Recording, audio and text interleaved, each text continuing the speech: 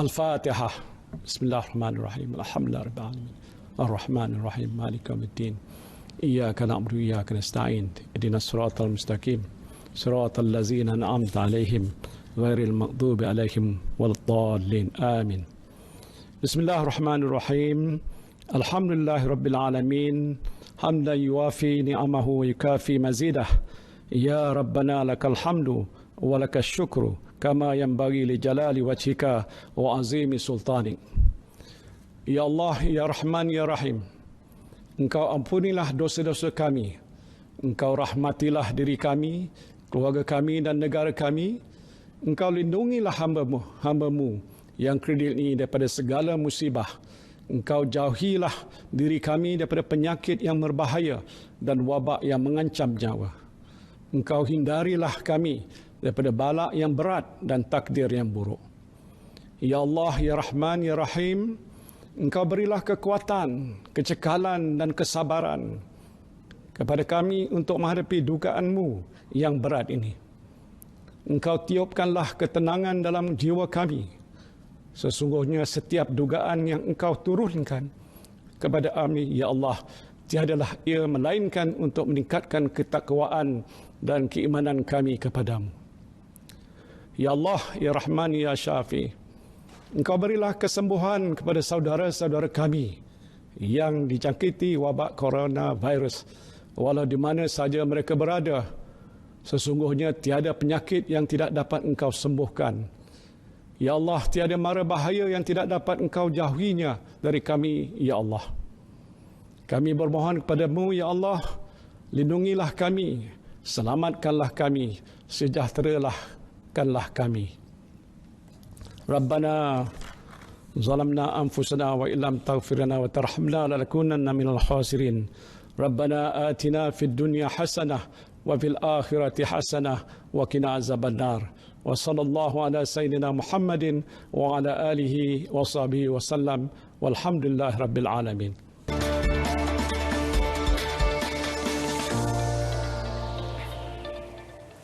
Amin, amin ya rabbal alamin. Doa yang dipanjatkan kehadrat ilahi, semoga kita tabah dan juga redha dalam menghadapi pandemik COVID-19 yang membahana. Assalamualaikum dan selamat malam. Terima kasih kerana kesudian anda bersama kami dalam Bicara Naratif pada malam ini. Sudah semestinya dalam Bicara Naratif, satu perkongsian ruang lingkup bicara akan kita memberikan suluhan yang mendalam terhadap isu-isu semasa dan juga perincian yang lebih mendalam terhadap perkara yang akan kita bincang secara analitis dari segi kolektif dan juga perkara yang bersifat konseptual dalam kita melihat bagaimana perjalanan pada malam ini dapat kita terjemahkan secara bersama. Baik, pada malam ini sebenarnya kita mengimbau kembali sidang parlimen yang berlangsung pada pagi tadi, istiadat pembukaan penggal ketiga parlimen ke-14 yang berlangsung di Dewan Rakyat ataupun secara spesifiknya di bangunan parlimen. Ini satu perkara yang cukup bersejarah dan juga cukup penting dalam lipatan sejarah negara. Kerana kalau boleh kita lihat secara kolektifnya ataupun secara keseluruhannya, demokrasi berparlimen dan juga raja berperlembagaan itu merupakan asas dan juga pegangan kepada bagaimana kita meneruskan pentadbiran negara secara keseluruhannya. Yang lebih pentingnya adalah untuk kita melihat elemen doktrin pengasingan kuasa mengikut kepada demokrasi Westminster itu jelas diperlihatkan dalam amalan pentadbiran negara, legislatif, eksekutif dan juga judisiari. Jadi pada malam ini kita akan melihat dua perkara elemen yang penting, iaitu tentang peranan Seri Paduka Baginda Pertuan Agong dalam keanggotaan parlimen dan juga institusi parlimen itu sendiri, dan bagaimana perjalanan parlimen itu melihat dan juga merujuk kepada korelasi melalui peraturan-peraturan mesyuarat Dewan Rakyat. Baik, pada malam ini alhamdulillah saya amat berhati untuk bersama dengan Yang Berhormat Datuk Taqiyuddin Haji Hassan, Menteri di Jabatan Perdana Menteri Parlimen dan Undang-Undang. Assalamualaikum, selamat malam Datuk. Alhamdulillah.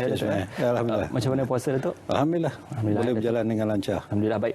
Pagi tadi Datuk, tarikh 18 Mei 2020, satu tarikh yang mungkin dinantikan oleh seluruh rakyat Malaysia dan juga ahli-ahli dewan yang bersidang setelah tarikh akhirnya pada bulan Disember, mesyuarat ataupun penggal kedua bagi mesyuarat terakhir di Dewan Negara untuk Parlimen ke-14. Dalam hal ini Datuk, sebelum kita meneruskan lebih lanjut tentang perbincangan aturan mesyuarat Dewan Rakyat dan juga Dewan Negara, kita ingin melihat secara gambaran yang lebih besarnya adalah tentang bagaimana parlimen itu sendiri dikonotasikan mengikut perkara 44 Perlembagaan Persekutuan. Keanggotanya Seri Paduka Baginda Pertuan Agong, Dewan Rakyat dan Dewan Negara. Jadi dalam hal ini bagaimana institusi itu bergerak satu sama lain bagi melengkapi peranan parlimen itu, Datuk? Assalamualaikum warahmatullahi wabarakatuh dan salam sejahtera Saudara Ismail dan juga semua para penonton di rumah. Pertamanya saya ucap terima kasihlah kepada RTM kerana menjemput saya dalam bicara naratif untuk siri ini yang saya rasa bertepatan dengan apa yang berlaku siang hari tadi. Persidangan mesyuarat pertama, penggal yang ketiga, Parlimen yang ke-14. Maknanya mesyuarat yang pertama pada tahun ini, penggal 2020. Bila kita bercakap mengenai Parlimen, ya, kita sebagaimana Saudara Ismail sebut tadilah, negara kita mengamalkan dasar demokrasi berparlimen, raja berperlembagaan. Di bawah konsep ini ada satu lagi konsep yang dipanggil separation of power ataupun pengasingan kuasa sebagaimana disebut tadilah. Kita ada eksekutif, ada judiciary, ada legislatif. Legislatif inilah yang disebut sebagai parlimen. Dan sebagaimana kita tahu, parlimen ini sendiri merangkumi beberapa institusi, termasuklah yang di-Pertuan Agong. Bila kita sebut parlimen itu, kita perlu faham bahawa ianya merangkumi dua dewan, Dewan Rakyat dan Dewan Negara. Dan inilah yang dicernakan oleh perlembagaan kita sebagai satu punca kuasa kepada tertubuhnya institusi parlimen ini sendiri. Di parlimen sebagaimana kita tahu, satu dewan yang dianggotai oleh 222 orang ahli Dewan Rakyat. Yang mereka ini dipilih sama ada melalui pilihan raya umum ataupun pilihan raya kecil, kalau ada setengah-setengah pilihan raya kecil. Jadi bilangannya tidak boleh lebih daripada 222 orang. Manakala Dewan Negara kita tahulah adalah mereka yang dilantik sama ada oleh kerajaan negeri atau Dewan Undangan Negeri ataupun oleh Duli Yang Maha Mulia yang di-Pertuan Agong sendiri, sebanyak 40 orang. Itu dalam perlembagaan ditetapkan juga. Jadi daripada sinilah kita melihat bagaimana legislatif yang mengandungi Dewan Rakyat dan Dewan Negara ini berperanan sebagai pembawa suara rakyat di satu pihak, dan satu pihak lagi menjadi pihak yang melaksanakan tanggungjawab sebagai sebuah kerajaan, iaitu eksekutif. Walaupun kita menyebut perlu adanya pengasingan kuasa, tapi dalam konteks negara kita ini kita melihat bahawa eksekutif berada juga di dalam parlimen, iaitu merangkumi Perdana Menteri, Menteri, Timbalan Menteri, itu eksekutif. Dan mereka juga adalah daripada kalangan sama ada ahli Dewan Rakyat ataupun ahli Dewan Negara itu sendiri. Jadi inilah konsep pengasingan kuasa yang ada dalam konteks negara kita ini. Okey. Itu sebagai pembukaannya. Baik, kalau kita merujuk kembali kepada mesyuarat pertama yang berlangsung pada pagi tadi, diperlihatkan elemen yang dipertonjolkan adalah titah diraja Kebarudian Yang Mulia Seri Paduka Baginda Pertuan Agong. Kalau sebelum ini berbeza ya, aturannya itu setiap istiadat pembukaan itu akan adanya perbahasan ataupun undang-undang yang akan rang undang-undang yang akan dibentangkan. Tetapi perkara ini sebenarnya merujuk kepada peraturan 14/1/D, iaitu titah diraja Seri Paduka Baginda Pertuan Agong. Jadi adakah elemen-elemen lain dalam peraturan 14/1 itu boleh diabaikan menurut kepada kuasa yang diperuntukkan? Okey, sebelum saya menjawab berhubung dengan titah ni, saya rasa perlu rakyat dalam negara kita ni mengetahui kenapa mesyuarat ataupun persidangan hari ini penting. Kerana ada dua peruntukan dalam perlembagaan. Saya cuba bercakap dalam bahasa orang awam lah, layman's language. Dalam perlembagaan ada dua peruntukan yang cukup penting. Yang pertamanya perkara 55 yang mengatakan bahawa parlimen perlu bersidang ataupun yang di-Pertuan Agong perlu memanggil sidang parlimen dan tidak boleh membiarkan 6 bulan berlalu antara tarikh akhir pada persidangan yang lepas dengan tarikh akan datang, maknanya tarikh persidangan ini. 6 bulan. Kalau kita tengok tarikh akhir dalam persidangan yang lepas adalah 19 hari bulan 12 tahun 2019. Jadi 6 bulan mestilah tidak lebih daripada 18 hari bulan 6 tahun 2020. Jadi itu perlunya ada persidangan di situ.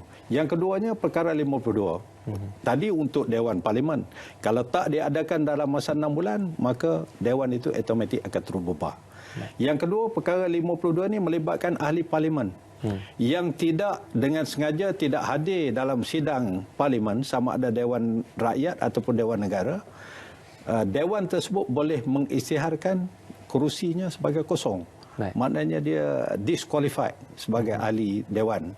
Jadi inilah pentingnya perkara ini. Atas sebab inilah maka persidangan 18 bulan Mei ini yang asalnya ditetapkan mesyuarat pertama untuk penggal ketiga ini tahun 2020 ini pada 9 hari bulan Mac.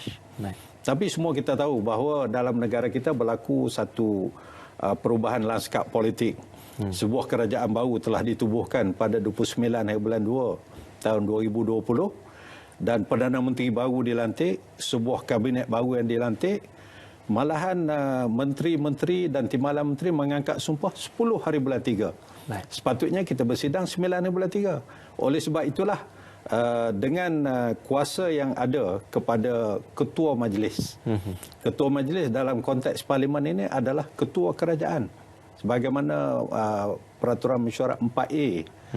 Ketua mesyuarat ataupun Perdana Menteri boleh meminda tarikh yang asalnya 9 bulan 3 itulah dijadikan 18 bulan 5. Dan tarikh kalau saya boleh secara jelasnya, tarikh notis diberikan untuk mesyuarat 18 bulan 5 ini adalah pada 4 hari bulan Mac.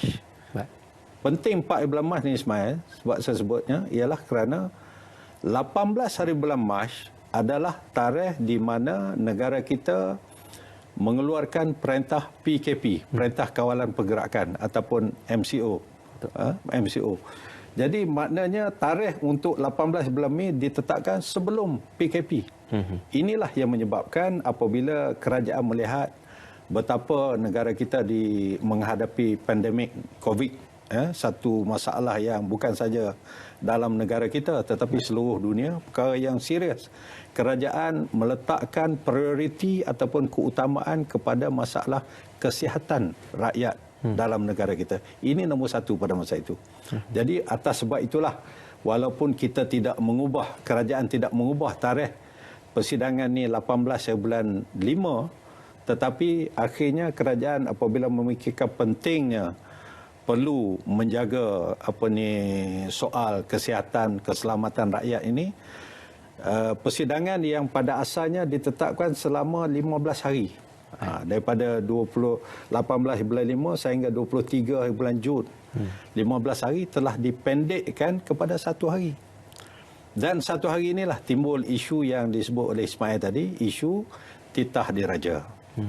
Titah diraja ini kalau mengikut perkara 60 perlembagaan adalah satu perkara yang tercatat dalam perlembagaan di mana yang di-Pertuan Agong boleh bertitah kepada Dewan, sama ada Dewan Rakyat saja ataupun Dewan Rakyat dan Dewan Negara bersesama. Maknanya bersesama di situ. Jadi inilah yang berlaku pada hari ini. Dan perkara ini juga terdapat di dalam aturan urusan mesyuarat yang terdapat di dalam kita panggil standing order lah. Standing order ini adalah undang-undang yang memandu perjalanan parlimen. Jadi dengan kata lain, apabila adanya agenda ataupun aturan majlis titah diraja itu, maka persidangan itu dianggap satu persidangan yang telah berjalan mengikut standing order dan juga mengikut perlembagaan. Jadi itulah keadaan yang berlaku pada hari ini. Baik, itu mukadimah secara awalnya, penjelasan yang kolektif juga untuk kita memulakan bicara naratif pada malam ini. Datuk, kita mungkin akan berjeda seketika dan akan berehat untuk kembali selepas ini analisis lebih mendalam tentang mengimbau kembali tarikh 18 Mei untuk persidangan Parlimen Penggal ke-3 Parlimen ke-14.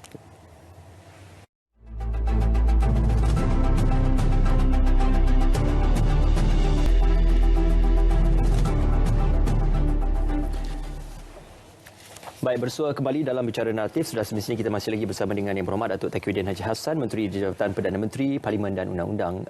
Datuk, tadi kita menyaksikan untuk tarikh 18 Mei 2020 yang dipilih itu.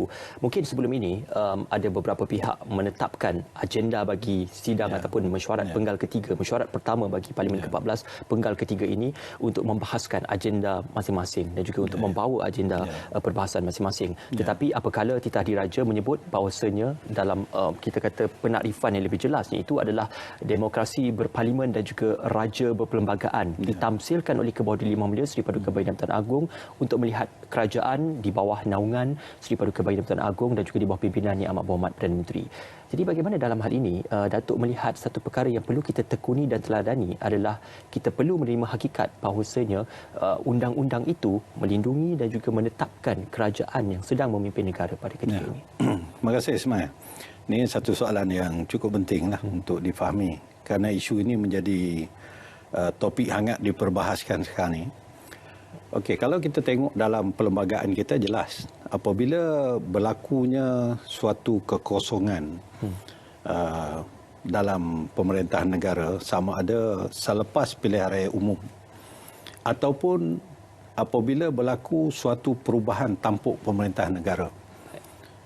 Dengan kata lain, apabila bertukar kerajaan lah. Selepas pilihan raya umum, dia tak panggil, boleh jadi bertukar kerajaan. Sebagai contohnya dalam PRU 14 ni bertukar kerajaan. Ataupun pada bulan Februari yang lepas tu bertukar juga kerajaan, tapi bukan selepas PRU, pilihan raya umum.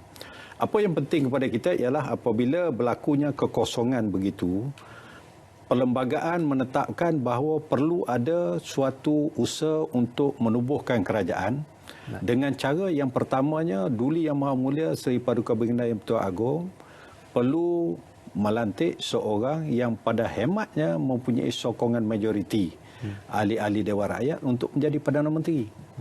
Pertama sekali. Yang lain tu kemudian tak apa. Ini juga merupakan suatu dipanggil kuasa prerogatif, kuasa istimewa, budi bicara yang dikatakan mutlak lah kepada Agong di bawah perkara 43 perlembagaan itu untuk melantik seorang Perdana Menteri.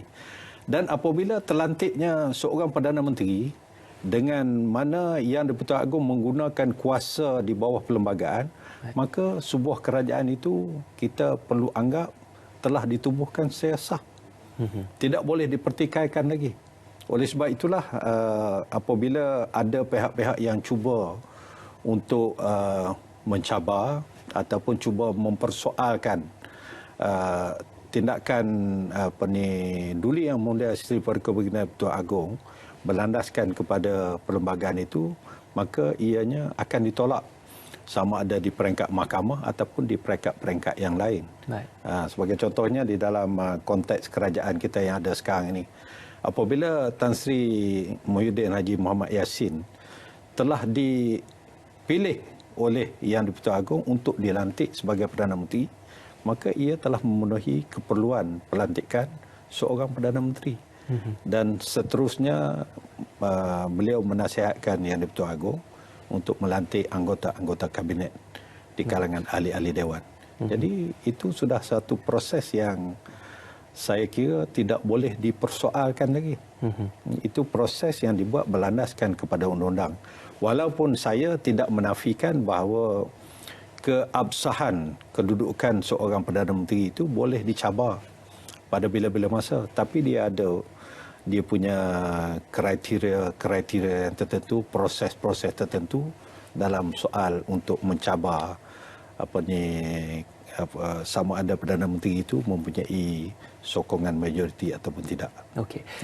Datuk, apabila kita melihat sifat undang-undang itu sendiri yang tertulis di atas kertas, keberkesanan ataupun pelaksanaan undang-undang itu tidak akan teruji ataupun tercabar apabila tidak berlakunya kes-kes yang bersifat unprecedented ataupun tidak pernah berlaku dalam kerangka undang-undang itu sendiri. Jadi bagaimana Datuk melihat apabila kita melihat perubahan kerajaan dan juga pelaksanaan sidang Dewan Rakyat ataupun pembukaan parlimen ini merupakan salah satu dianggap sebagai unprecedented dalam pelaksanaan kerangka undang-undang. Jadi apakah impak dan juga dampaknya terhadap undang-undang lebih Saya baik? nak sebut begini, satu perkara yang unprecedented, satu perkara yang tidak pernah berlaku, tak semestinya ianya illegal. Dari segi undang-undang. Satu perkara yang tak pernah berlaku. Tapi dari segi legalitinya, ianya tidak bercanggah dengan undang-undang. Begitulah apa yang berlaku pada hari ini. Sebagai contohnya pada persidangan parlimen pada hari ini, urusan majlis hanya satu saja, iaitu titah Duli Yang Maha Mulia Yang di-Pertuan Agong. Mungkin tak pernah berlaku lah, saya ingat saya tak pernah berlaku sebelum ini. Tetapi berdasarkan kepada peraturan mesyuarat standing order yang ada, titah Yang di-Pertuan Agong dalam perlembagaan perkara 60 ada. Kemudian dalam standing order 14 satu tercatat dengan jelas antara urusan majlisnya adalah titah Yang di-Pertuan Agong. Jadi saya rasa sudah memadai dengan adanya titah ini menunjukkan bahawa persidangan sudah berlangsung. Dengan kata lain, saya nak sebutlah bahawa persidangan kita pada hari ini 18/5/2020 ini sebagai memenuhi suatu constitutional obligation. Baik. Satu tanggungjawab perlembagaan yang perlu berdasarkan perkara 55 tadi. Dewan mesti bersidang berdasarkan perkara 52, ahli parlimen perlu datang dalam persidangan itu. Kalau tidak, Dewan akan terbubar secara automatik. Ataupun kalau tidak, ahli parlimen yang tidak ada peluang untuk hadir itu akan disqualified sebagai ahli Dewan itu sendiri. Jadi dengan adanya persidangan walaupun unprecedented, tidak pernah berlaku seumpama ini, bagi saya ianya bukanlah suatu yang ilegal. Ianya satu yang sah dari segi undang-undang, maka tidak ada apa yang perlu dipertikaikan dengan yang kita laksanakan pada hari ini. Okey. Ya. Datuk, menurut kepada kenyataan Tan Sri Yang di-Pertua Speaker Dewan Rakyat juga untuk melihat kepada bagaimana pelaksanaan susun atur bagi mesyuarat pada hari ini berlandaskan kepada peraturan 11/1, 11/2 dan juga 15/2. Jadi apakah sebenarnya gambaran di sebalik peraturan-peraturan disebutkan itu, Datuk? Ya, saya melihat begini. Orang mempersoalkan seolah-olah kerajaan hari ini tidak tetap pendirian. Pertamanya diputuskan 15 hari. Itu yang awalnya selama 15 hari. Kemudian diputuskan pula 1 hari dengan agendanya titah diraja, kemudian ada beberapa usul, kemudian ada rang undang-undang untuk bacaan kali pertama dan sebagainya. Kemudian dipindah lagi kepada hanya titah yang di-Pertuan Agong saja. Ada pihak pertikaikan, dia kata kerajaan ini takut, kerajaan ini tak sanggup berdepan dengan pihak pembangkang. Malahan dia kata kerajaan yang ada hari ini sudah hilang bilangan majoriti, tak ada lagi numbers. Tapi bagi saya kerajaan berpegang kepada suasana dan keadaan. Apabila kita melaksanakan PKP, diikuti dengan PKPB, Perintah Kawalan Pergerakan Bersyarat, ataupun conditional MCO. SOP yang ditetapkan, ini saya bagi secara ni, SOP yang ditetapkan oleh Majlis Keselamatan Negara, satu-satu perhimpunan tidak boleh melebihi 20 orang. Sedangkan dalam standing order parlimen, majoriti ataupun minima quorum untuk bersidang mesti 26. Kalau kita betul ikut peraturan ini sudah bercanggah dengan SOP. Tetapi kita mengambil bahawa perlembagaan, terutamanya perkara 52 dan 55, mengatasi perundangan yang lain, statut-statut yang lain. Maka the supremacy of the constitution itu sendiri kita perlu ambil sebagai suatu ketetapan. Kita perlu melaksanakan juga, walaupun hari ini kalau Ismail pun sedar 220 orang ahli parlimen hadir. Saya kira tidak kurang daripada 50 orang ahli Dewan Negara yang hadir. Beberapa pegawai-pegawai tinggi, tak ramailah beberapa pegawai tinggi, dia hampir 300 orang yang kita jemput untuk menyertai persidangan mesyuarat yang pertama, penggal yang ketiga ini. Kerana apa? Kerana kita nak memenuhi constitutional obligation ini. Kalau tidak, negara kita akan tidak ada parlimen dan tidak ada ahli parlimen. Dan kita perlu mengadakan mungkin mesyuarat pilihan raya umum yang baru. Jadi ini asasnya. Ya. Datuk sebutkan tentang peruntukan untuk mengadakan sidang parlimen ini adalah mengikut kepada peruntukan yang disebut ataupun yang dikonotasikan di bawah Perlembagaan Persekutuan. Tetapi kita tidak lupa juga kepada Akta Kawalan Pencegahan Penyakit Berjangkit yang mana diguna pakai untuk memastikan setiap SOP itu diguna dipatuhi dan juga ditekuni. Jadi adakah sebenarnya apabila Datuk bercerita tentang tidak ada undang-undang lain yang lebih tinggi daripada apa yang diperuntukkan dalam Persekutuan, tapi kita masih mengikut SOP yang diperuntukkan dalam Akta Kawalan Penyakit itu. Itulah yang sebut tadi, kita memenuhi kehendak perlembagaan. Pada masa yang sama, kita mematuhi segala SOP yang ditetapkan. Kalau tadi saya boleh tunjukkan semua rakyat Malaysia melihat dalam parlimen itu, kedudukan ahli parlimen adalah mempunyai penjarakan sosial. Kemudian kita kena pakai face mask. Ada COVID test yang telah diadakan beberapa hari sebelum persidangan kita diadakan. Dan alhamdulillah, ahli-ahli dewan kita, Dewan Rakyat, Dewan Parlimen disahkan negatif COVID, kecuali beberapa orang yang tidak dapat hadir lah pada persidangan. Petugas media dan petugas media, petugas parlimen lebih daripada 900 orang telah dibuat COVID test. Alhamdulillah. Ni. Jadi pada masa kita memenuhi kehendak perlembagaan berhubung dengan persidangan parlimen ini, kita juga mengikuti segala SOP yang telah ditetapkan. Jadi atas dasar inilah orang mempersoalkan kenapa 1 hari. Kemudian datang pula kenapa 1 jam. Ada yang menyebut, sorry to say, perkataan this is rubbish. Tapi dia datang juga tempat rubbish ini. Ya. Jadi 1 jam yang telah diadakan persidangan ini telah memenuhi kehendak perlembagaan yang menyebabkan ahli parlimen yang mengkritik itu sendiri kekal sebagai ahli parlimen. Kalau tidak ada persidangan pada hari ini walaupun 1 jam, maka beliau telah gugur sebagai ahli Dewan Rakyat. Dan Dewan Rakyat ini akan terbubar secara automatik apabila cukup tempoh 6 bulan. Jadi inilah perkara yang penting yang perlu diberitahu. Soal kerajaan takut tidak perlu. Tadi pun beberapa portal media telah mengesahkan kerajaan mempunyai 114. Itu yang diisytiharkan. Kalau sekiranya berlaku pengundian dan sebagainya, saya yakin akan lebih daripada itu. Kita yakin perkara ini. InsyaAllah. Satu perkara dan juga tafsiran lebih mendalam untuk kita melihat situasi yang akan berlaku dan juga akan menginjak selepas ini. Baik, kita akan berehat seketika. Semuanya kembali nanti dalam Bicara Naratif.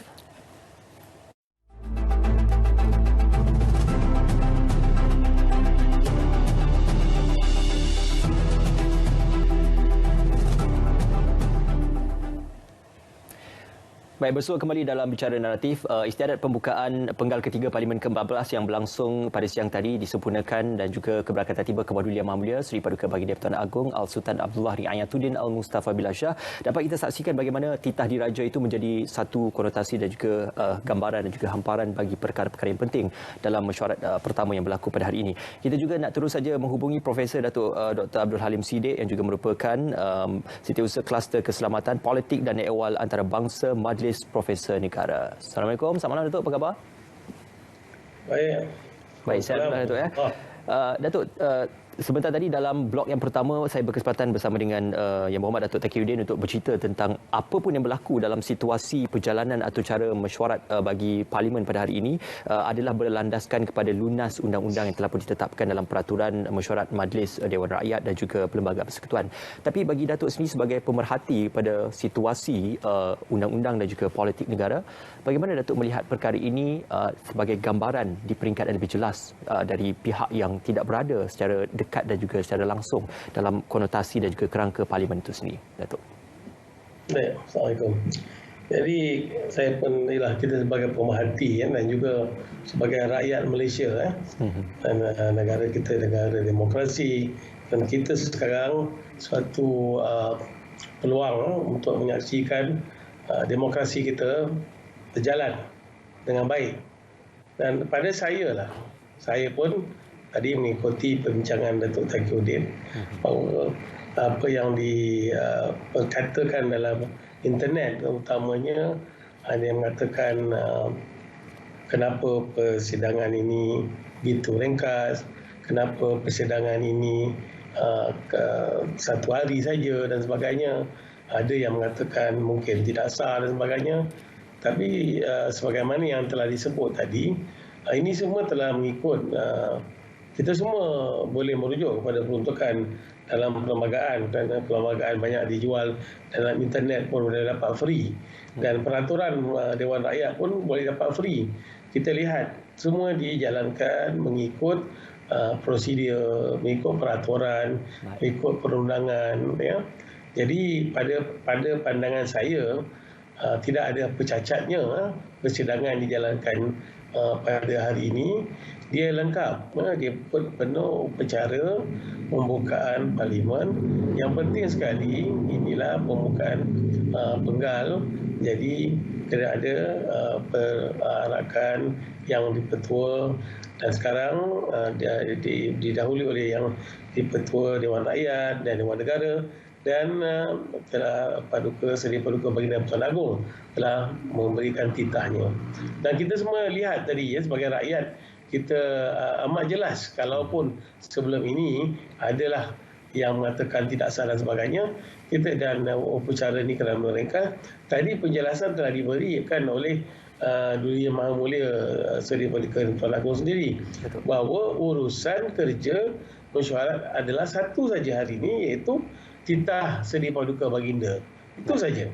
Dan mesyuarat telah berjalan apabila Tuan Tuku telah habis bertitah dan semua habis sidang hari ini. Sehinggalah nanti kita sambung lagi. Jadi saya pun tidak faham kenapa ada yang mempertikaikan. Jadi kalau kita boleh mengimbau sejarah, jangka masa suatu persidangan parlimen itu, sebenarnya satu jangka masa persidangan itu boleh jadi sesingkat-singkat, ada setelah ditetapkan tarikhnya, ada tengah tempat buat 1 minit saja dan terus diberhentikan. Ada yang sampai 2 hari, 3 hari, kemudian baru diberhentikan untuk ditangguhkan. Jadi di negara-negara Commonwealth ini perkara biasa dan sebagaimana disebut tadi, ini juga tertakluk kepada keadaan semasa. Dan di Malaysia ketika ini keadaan semasa kita yang paling kritikal, iaitu kesihatan rakyat. Ahli parlimen juga rakyat, Seri Paduka Baginda juga ialah warga negara Malaysia. Jadi kesihatan ni semua melangkaui segala-galanya. Walau bagaimanapun kehendak perundangan bahawa kita hendaklah adakan suatu persidangan parlimen, maka kita adakan juga. Tetapi penuh berhati-hati. Ini yang telah dijalankan tadi dengan penuh berhati-hati dan kita tidak nampak dia ini ialah berlawanan dengan mana-mana peruntukan dalam perlembagaan kita, dalam akta kita dan dalam standing order kita. Itu perhatian saya. Baik, secara ringkas Datuk, apakala tadi kita menyaksikan kembali institusi Seri Paduka Baginda Yang Bertuan Agong menjadi tumpuan dalam kita melihat istiadat pembukaan penggal ketiga Parlimen ke-14 ini. Kalau sebelum ini kita melihat dan juga menggambarkan institusi Seri Paduka Baginda Yang Bertuan Agong sebagai anggota dalam undang-undang ataupun anggota dalam Parlimen itu sendiri. Tetapi kali ini kita melihat melalui titah diraja dan juga tamsilannya itu adalah ketertinggian institusi Seri Paduka Baginda Yang Bertuan Agong yang perlu untuk ditekuni dan juga perlu untuk dihormati oleh seluruh lapisan masyarakat. Jadi ramai antara kita yang terlupa, bukan kita tak tahu, non-ignorant, tapi kadang-kadang kita terlepas pandang. Perkara 39 dalam perlembagaan. Ketua eksekutif negara ini yang tertinggi sekali ialah Seri Paduka Baginda Yang Bertuan Agong. Walau bagaimanapun, Yang Tuan Agong boleh memberikan kuasa untuk menjalankan tugas ini mentadbir negara kepada jemaah menteri. Tetapi kita perlu ingat, Baginda tidak sama sekali melupuskan segala-gala kuasa eksekutifnya. Dia hanya memberikan kuasa itu sedikit kepada jemaah menteri dan didahului dengan seorang Perdana Menteri dan kemudiannya melantik jemaah menteri. Jadi Baginda masih lagi ketua eksekutif negara kita ini. Ini perkara 39 amat jelas. Dan barulah kita baca dengan perkara 43 dan seterusnya dengan lain. Sebab tadi kita nampak lihat Baginda menggunakan kedudukan Baginda dengan amat bijaksana sekali tadi dan dengan menjelaskan bahawa hari ini urusannya hanya satu saja. Sebab dah ada desas-desus, ada orang mempertikaikan. Jadi Alhamdulillah Baginda dengan bijaksananya menjelaskan bahawa hari ini beta datang dan beta bertitah. Ini je satu agenda kita hari ini. Mungkin bila masa lagi lain kali yang lebih baik, suasana COVID-19 kita telah kurang dan dia membenarkan lagi lebih ramai. Sebagaimana yang telah disebut oleh Datuk Taqiyuddin tadi, berapa ratus orang dalam Dewan. Sebenarnya kalau kita tengoklah kita punya asas, kita punya Akta 342 tadi, bahawa Akta 342 ni kita tidak boleh berhimpun, melarang orang berhimpun satu tempat beramai-ramai. Tapi kalau kita nak lihat, kita macam seolah-olah telah bertentangan dengan PKP punya SOP. Walau bagaimanapun, ini ialah kehendak undang-undang dan this is an exception. Satu keadaan yang exception yang tidak pernah berlaku selama ini. Tapi hendaklah dijaga. Sebab itu, saya berpendapat bahawa walaupun singkat, walaupun 1 hari atau setengah hari, tapi dia telah dilaksanakan mengikut lunas undang-undang peraturan. Dan tuanku telah menjelaskan tadi dengan amat jelas. Dan tiada apa-apa pun yang berlawanan dengan pertukan. Dan walaupun orang kata ini tak pernah dibuat, dalam sejarah kita tak pernah dibuat, titah tuanku saja, lepas tu tak ada debate, tak ada apa. Tapi kita kena ingat, dalam undang-undang kita ada dia punya maxim. What the law does not prohibit, it allows. What the law allows, it justifies. Apa saja yang tidak dilarang, ia dibenarkan. Apa-apa yang dibenarkan, ia dijustifikasikan. Itu yang. Jadi asalkan dia tidak berlawanan, ia dibenarkan. Ini pada saya ini satu yang amat jelas dan telah dilaksanakan dengan baiknya tadi, dan kita lihat kebijaksanaan Seri Paduka Baginda kita yang Tuan Agong telah menjelaskan dalam titah tuanku tadi. Baik, terima kasih Profesor Datuk Dr. Abdul Halim Siddiq. Satu penjelasan yang konklusif dan juga kolektif. Pandangan serupa juga turut diutarakan dan juga mungkin senada dengan apa yang kita gambarkan pada malam ini, YB Datuk. Tetapi perkara yang lebih penting, apabila tadi kita sudah pun bercerita tentang peranan Seri Paduka Baginda Pertuan Agong, institusi tersebut dan sebagainya, yang lebih pentingnya tentang pengisian bagi mesyuarat itu. Ada yang bertanya tentang bagaimana untuk perbahasan tentang rang undang-undang kerajaan yang penting. Contohnya tentang usul-usul bagi rang undang-undang perbekalan tambahan yang mana bercerita tentang kalau kita melihat mendepani COVID-19, kita melaksanakan pakej rangsangan ekonomi dan juga perbekalan tambahan dan sebagainya. Jadi bilakah dan dalam situasi manakah akan kita membincangkan perkara itu? Ya, Ismail, sebagaimana saya sebut tadi, pada asalnya memang kita nak membawa beberapa rang undang-undang yang kita rasa pentinglah. Rang undang-undang perbekalan tambahan yang berkaitan dengan pakej rangsangan dan sebagainya. Di samping beberapa usul-usul pelantikan yang lain. Namun demikian, sebagaimana yang saya sebut tadilah, apabila keadaan dalam negara kita masih lagi belum terjamin dari sudut kesihatan, keselamatan ekoran daripada pandemik COVID-19 ini, maka atas sebab itulah kita mengambil, sebagaimana Profesor Halim sebut tadi, suatu urusan majlis walaupun hanya satu tetapi telah memenuhi kehendak undang-undang. Jadi oleh kerana kita tak dapat membawa rang undang-undang ini pada kali ini, saya dah jelaskan tadi bahawa kita akan mengadakan persidangan mesyuarat kali yang kedua untuk Penggar 2020 ini pada bulan Julai ini. 13 bulan Julai sehinggalah 27 bulan Julai, 25 hari. Kita adakan 25 hari. Jadi di situlah kalau sekiranya Parlimen akan, jika sekiranya Parlimen membenarkan perbahasan, boleh dibenarkan pada masa itu. Kemudian rang undang-undang yang akan kita bawa, kita akan bawa pada masa itu. Bukan hanya setakat bacaan kali pertama, mungkin akan terus bacaan kali kedua dan kali ketiga. Kalau kita bawa hari ini hanya sekadar bacaan kali yang pertama saja. Belum dapat selesai juga. Oleh sebab itu tidak ada bezanya kita tidak bawa rang undang-undang itu pada hari ini dan kita akan bawa pada persidangan pada bulan Julai. Tak ada bezanya. Ini lebih panjang dan ahli-ahli Parlimen mempunyai masa yang cukup panjang untuk meneliti titah tuanku yang di-Pertuan Agong, kemudian boleh dibahaskan pada bulan Julai nanti. Itu yang kita rancang setakat ini. Harap-harap negara kita pada masa itu COVID-19 ini sudah pun reda dengan usaha yang dibuat oleh kerajaan hari ini. Dalam lafaz titah Diraja Kepedulian Yang Mulia Seri Paduka Baginda Pertuan Agong ada juga diperingatkan berkenaan kualiti kepimpinan dan juga bagaimana pemimpin itu sendiri yang akan mencorakkan bagaimana kita menghadapi krisis seperti ini. Jadi adakah dalam hal ini kita melihat apabila kita sebenarnya menghadapi satu pandemik yang dikira sebagai unprecedented juga, maka tindakan-tindakan yang bersifat unprecedented juga pun perlu dilakukan. Contohnya pelaksanaan bajet-bajet tambahan, pelaksanaan beberapa undang-undang yang bersesuaian dengan pandemik tersebut.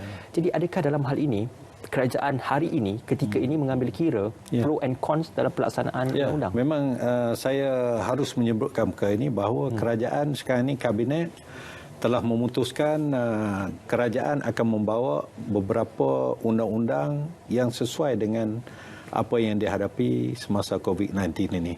Terutamanya melibatkan sektor ekonomi misalnya. Sektor orang perseorangan yang biasanya berdepan dengan masalah tindakan undang-undang.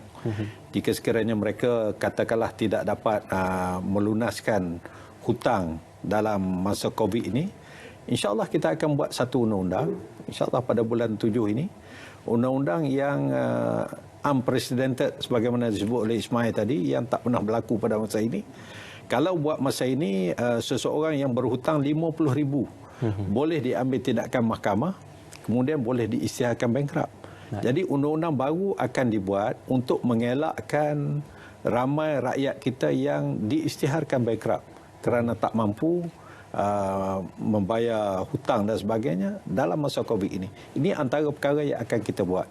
Ini perkara-perkara yang sedang dirancang dan insya-Allah akan dimaterialiskan di dalam persidangan pada bulan Julai ini. Itu perkara yang akan kita buat semestinya. Tetapi Datuk, adakah itu menggambarkan seolah-olah kita melaksanakan perbahasan undang-undang yang baru ataupun cadangan undang-undang yang baru hanya bersandarkan kepada merit case yang terpencil ataupun sifat merit case kepada satu-satu kes mata-mata tanpa melihat kesan undang-undang itu kepada masyarakat awam secara keseluruhan. Jadi di manakah timbang tara kepada dia termasuk dalam apa yang nak laksanakan ini, ada beberapa undang-undang yang sedia ada. Saya boleh bagi contohlah, sebagai contohnya Akta Insolvency. Akta Bankruptcy Act lah dulu, yang ada peruntukan yang saya sebutkan tadi, tahap minima untuk orang yang boleh diisytiharkan bankrupt. Ada undang-undang lain yang melibatkan pemaju perumahan misalnya, penalti yang terpaksa dibayar oleh pemaju apabila lewat menyiapkan satu-satu projek yang ada dalam undang-undang sekarang ini. Jadi dalam konteks berlakunya COVID ini, mungkin akta-akta ini akan dimodifikasikan sebagaimana yang berlaku dan dibuat di negara-negara lain. Misalnya di Singapura dan juga di United Kingdom sendiri telah dibuat undang-undang baru, maupun ada undang-undang yang sedia ada ini dipindah, disesuaikan dengan keadaan yang ada ini. Ini kita akan laksanakan. Penyesuaian kepada keadaan terkini, Datuk, kita berbalik kepada situasi sosial, lanskap aktiviti masyarakat pada ketika ini. Mungkin kita sedar dan realitinya adalah ramai yang tidak boleh bergerak ke sana ke sini ataupun tidak boleh untuk melaksanakan aktiviti kebebasan, freedom of movement seperti sebelum ini.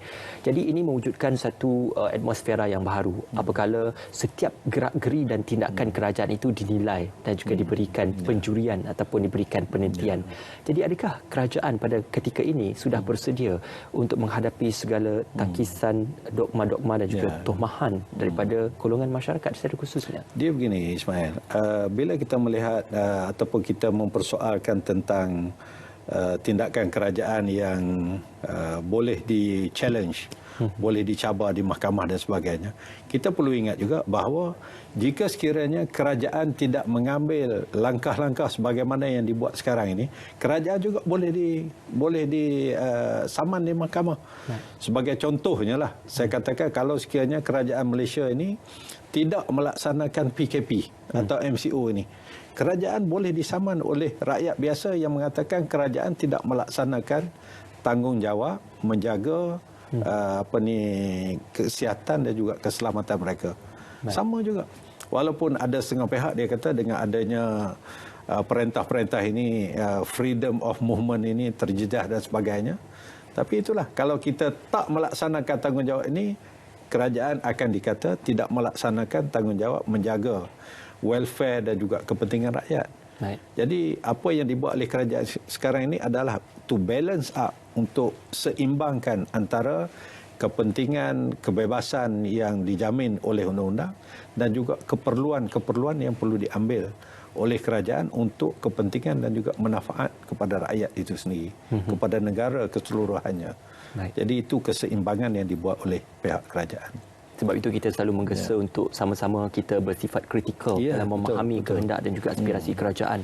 Yang lebih pentingnya, Datuk, apabila kita melihat peranan elemen parlimen itu sendiri, gambaran seperti sebelum ini, banyak ataupun netizen banyak memperkatakan tentang keraguan mereka terhadap perkara-perkara yang dibahaskan di Dewan Rakyat ataupun di Dewan Negara. Tetapi apabila kita melihat penambahbaikan di peringkat parlimen dengan bagaimana handset parlimen boleh dibaca secara dalam talian dan juga pemaparan perbahasan di parlimen juga sudah pula menunjukkan bahawasanya kita bersifat lebih telus dalam melihat perbahasan itu direncana dan juga diwar-warkan kepada khalayak secara umum. Tetapi persoalannya, bagaimana kita ingin membedakan antara kepentingan politik semata-mata dan juga kepentingan awam dalam kita membahaskan perkara di peringkat Dewan Rakyat tadi? Ya, yang penting sekarang ini dalam Dewan Rakyat kita adanya kerajaan yang diterajui oleh Perdana Menteri dan juga Jemaah Menteri. Di sana kita ada juga pembangkang sekarang ni. Baik. Dan saya boleh gambarkan ini adalah kedudukan pembangkang yang terkuat dalam sejarah Parlimen Malaysia. Dikatakan ada 108 pun ada kata, 107 pun ada kata kan. Jadi mereka ni pembangkang yang kuat. Jadi di sinilah kita melihat apabila kerajaan memperuntukkan sebagai contohnya 25 hari untuk persidangan pada bulan Julai dan Ogos ini, kita rasa peluang untuk pihak pembangkang memberikan pandangan, kritikan yang membina, konstruktif boleh diberikan kepada kerajaan, menunjukkan amalan demokrasi tetap subur di dalam parlimen kita sekarang ini di bawah kerajaan yang ada sekarang ini. Tidak timbul kerajaan ini, sekali lagi saya sebut, takut berdepan dengan pembangkang dan sebagainya. Kalau sekali lagi ada usul undi tidak percaya kepada Perdana Menteri, saya rasa kerajaan yang ada pada hari ini bersedia untuk berdepan dengan perkara ini. Tidak ada masalah. Kerana kita yakin apabila ini bendanya ada dalam perlembagaan. Kalaulah kata pihak pembangkang boleh membuktikan, jika sekiranya boleh membuktikan Perdana Menteri yang ada atau kerajaan yang ada ini telah hilang sokongan majoriti, ada peruntukan dalam perlembagaan bagaimana kita nak menghadapi perkara itu. Kan? Sebagaimana yang berlaku baru-baru ini 2-3 hari lepas di negeri di utara, kan, apabila Menteri Besar itu hilang kepercayaan majoriti dalam Dewan Undangan Negeri, maka dia terpaksa letak jawatan dan kerajaan yang baru naik. Jadi di federal pun saya rasa tidak ada masalah. Kerajaan yang ada ini berdasarkan kepada perlembagaan. Kalau itu yang berlaku, itulah yang akan dihadapi oleh kerajaan pada persidangan Dewan dan sebagainya. Dan perlu saya ingat bahawa untuk mencabar kedudukan seorang Perdana Menteri ataupun seorang Menteri Besar bukan hanya di dalam Dewan Parlimen atau Dewan Undangan Negeri saja. Di luar Dewan pun boleh. Dan kalau pihak-pihak ini merasakan mereka ini mempunyai sokongan majoriti untuk mengalahkan kerajaan yang ada, apa yang mereka boleh buat ialah sebagaimana yang berlaku satu masa dulu di Perak, kemudian yang berlaku di beberapa negeri baru-baru ini, di Johor, di Melaka, kemudian berlaku pula di Perak, yang terakhir sekali di Kedah. Itu boleh dilaksanakan. Tak semestinya membawa usul dalam Dewan Parlimen saja.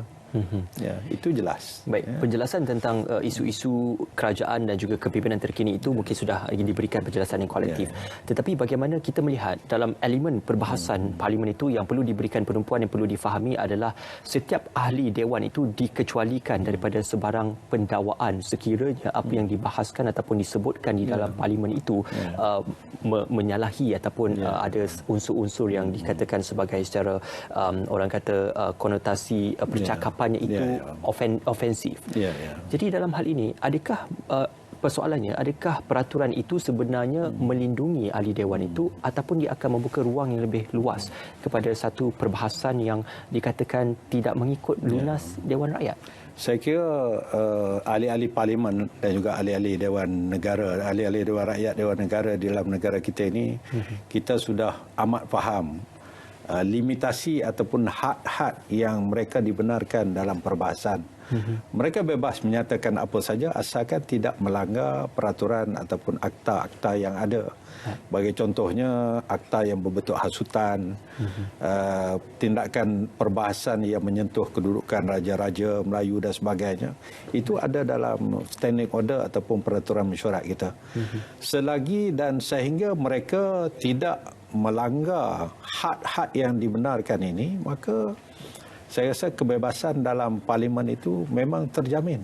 Memang terjamin. Setakat ini, walaupun ada kes dalam sejarah parlimen ini, ahli parlimen yang dituduh di bawah akta hasutan misalnya, adalah kes yang lama-lama. Tapi mutakhir ini kita sudah melihat tidak ada lagi perkara-perkara yang seumpama itu.